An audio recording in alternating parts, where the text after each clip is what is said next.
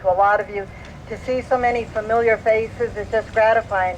But no offense, folks, for those of us who are older, what's most gratifying is to see all the new faces and to hear about why this center is still so incredibly important to their success as students and to their desire to raise questions and concerns as they did with me throughout the day. So I'm really humbled. And I also want to thank everyone for bringing us together. It's just been a remarkable journey, and I'm humbled to be invited back to my alma mater to celebrate the 45th anniversary of the Latino Native American Cultural Center, founded by Chicanos y Native American students. And in fact, I just need to say this. When you all called me, somebody called me from administration to say that they wanted to change the name, I agreed.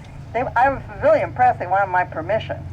But one of the things that I stipulated is that any signage had to always say, founded by Chicano, Chicana, and American Indian students, so that we never lose the historical nature. And I notice that sign up there doesn't do that. So we need to fix that for historical purposes, and the historians in the room know this to be true. It does feel good to be back in Iowa to renew old friendships, and where I came of age as a Chicana, and as an educator dedicated to social and educational justice. In fact, when I came here in 1969 as a student from California, I called home that first November day when the thermometer said minus 20 degrees over Iowa Trust Bank, and I told my mom I was going to be leaving, and I'm telling this story to the new people. And my mother, being the good Mexican woman that she was, I thought, she would tell me to come home now. You should have never gone so far. Instead, what my mother told me was, Rusty, where there is one Mexican, there is probably another one. And I would soon learn that she was absolutely correct, that in fact the second language spoken in the state of Iowa was Spanish, not German.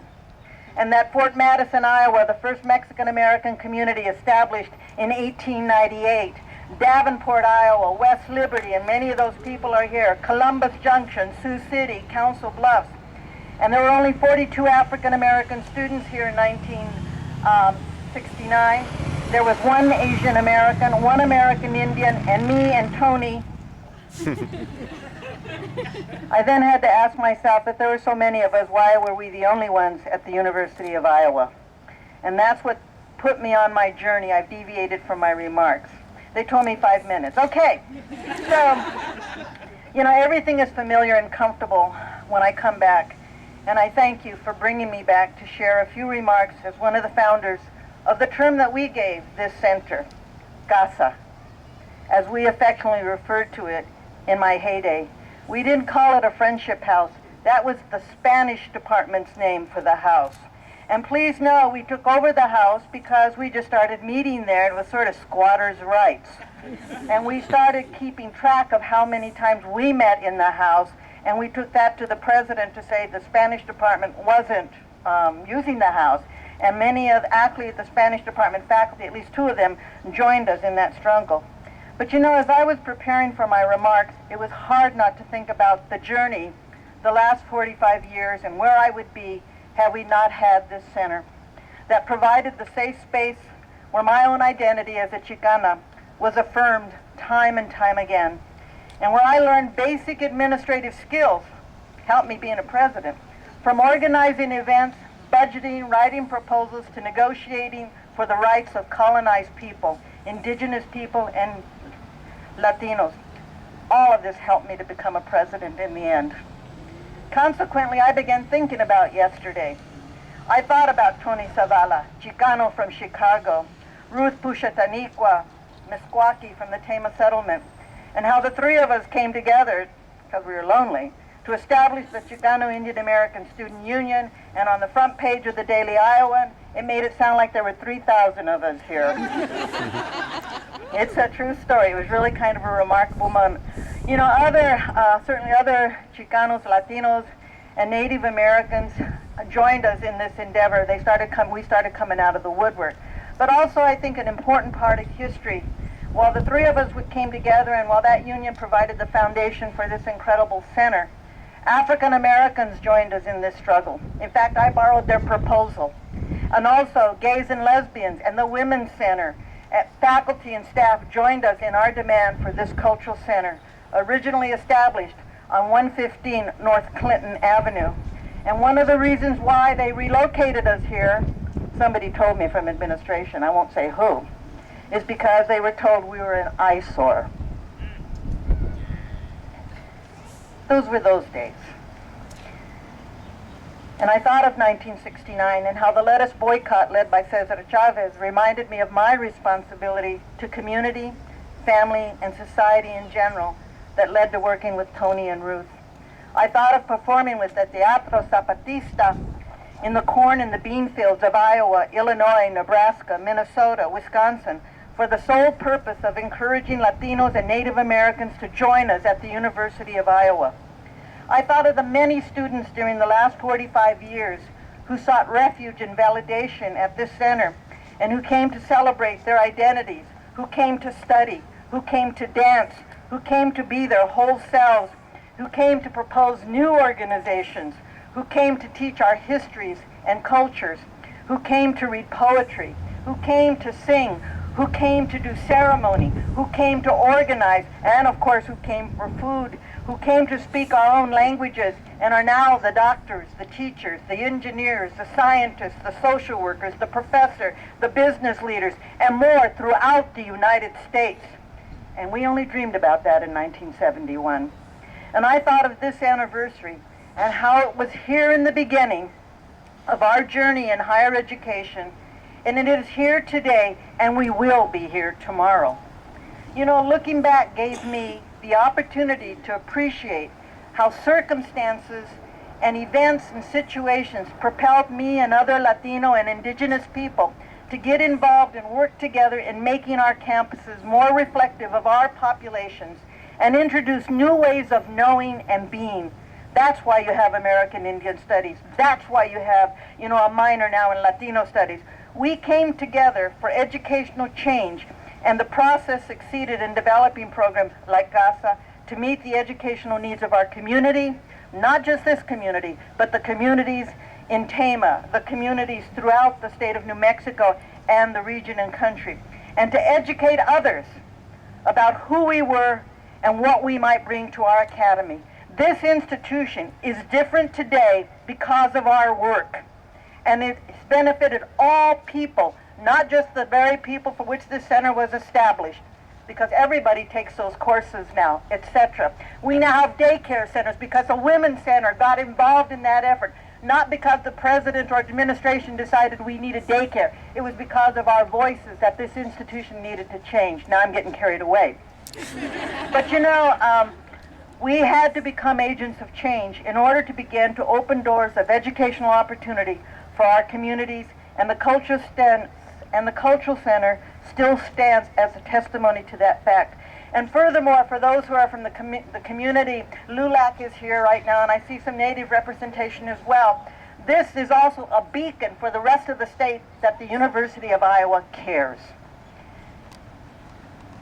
Clearly, in 45 years, the Cultural Center has served as an incubator for new organizations and new programs that I alluded to, such as the Latino and Native American Alumni Alliance, the Latino Women's Archives, the Latino and Native American Studies, Latino Fraternity and Multicultural Sororities, the Council on the Status of Latinos, and much more.